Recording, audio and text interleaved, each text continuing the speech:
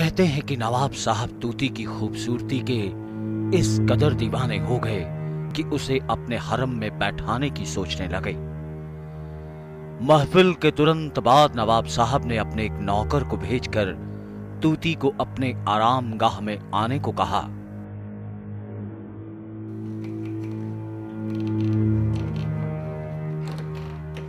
आदाब भाई जी, नवाब साहब ने आपको अपने आरामगाह में याद किया है। लेकिन तूती ने नवाब साहब के पैगाम को ठुकरा दिया। जाओ कह दो अपने नवाब से कि तूती उनके हुक्म की गुलाम नहीं, मैं उनके आरामगाह में नहीं जाऊंगी। तूती के इनकार पर नवाब साहब बौखला गए। उन्हें अपने कानों पर भरोसा नहीं हुआ, लेकिन उन्हें यकीन था कि तूती जरूर आएगी। यही सोचकर नवाब साहब ने दोबारा नौकर को भेजा।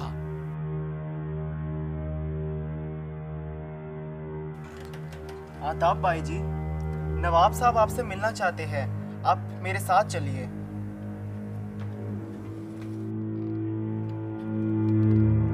नौकर तूती को लेकर नवाब साहब के सामने हाजिर हुआ। तूती भाई, तुमने हमारा हुक्म मानने से इनकार कर दिया? जी नवाब साहब, कनीज से गुस्ताखी हुई है। लेकिन क्यों? हम तुम्हें अपने आरामगाह में लाना चाहते हैं। एक रात के लिए हम तुम्हें इतनी अशरफियत दे सकते हैं कि तुम्हें सारी जिंदगी नाचने की जरूरत नहीं पड़ेगी। तूती भाई, कदरदानी का शुक्रिया नवाब साहब, मैं एक तवायफ हूँ, अपना हुनर बेचती हूँ, अपनी आबरू नहीं बेच सकती। खामोश तूती भाई, खामोश। या तो तुम्हें कब्रगाह में जाना होगा या फिर हमारी आरामगाह में आना होगा। हम तुम्हें दीवार में जिंदा छिड़वा देंगे तूती भाई। नवाब साहब, ये लौंडी मर जाएगी लेकिन अपनी आबरू नीलाम नहीं होने देगी। तूती बाई के इनकार से बौखलाए नवाब हामिद अली खान ने तूती को दीवार में जिंदा चिनवा देने का हुक्म दे डाला।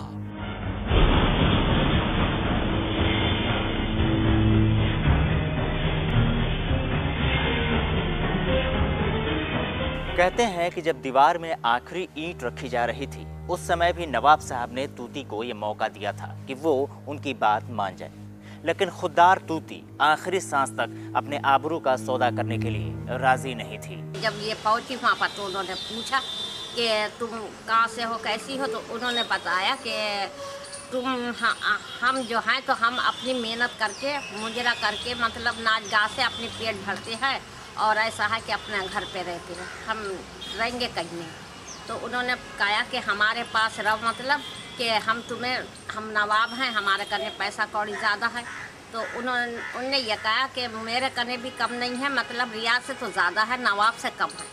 तो वो जो थे वो गुस्से आ गए, गुस्से में होके और उन्होंने पूछा कि तुम इस बात को नहीं मानोगी? तो उन्होंने पूछा कि नहीं, मैं इस बात पे बिल्कुल नहीं हूँ, मतलब मैं अपना इज्जत नहीं देती हूँ और अपना पेट पालती हूँ। तो उन्होंने कहा कि अच्छा, हम मरवा देंगे तुझे।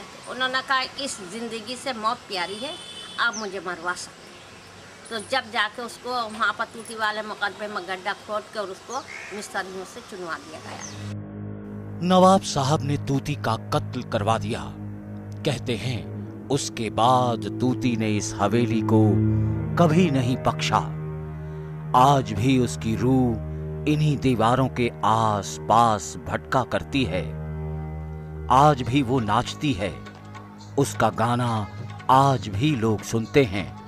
आज भी तूती की रूह इन दीवारों के पीछे जिंदा है।